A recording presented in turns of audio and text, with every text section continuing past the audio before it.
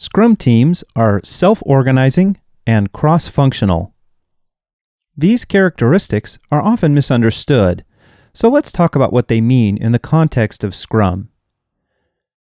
A Scrum team is self-organizing, meaning that the team chooses how best to accomplish their work, rather than being directed by others outside the team.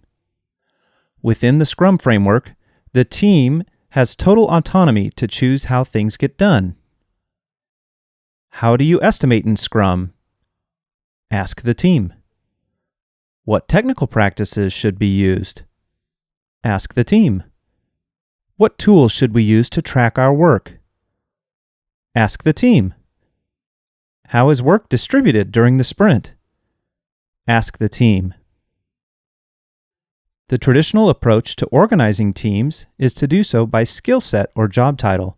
For example, all of the researchers might be on one team, sales on another, engineering another, and marketing on yet another team.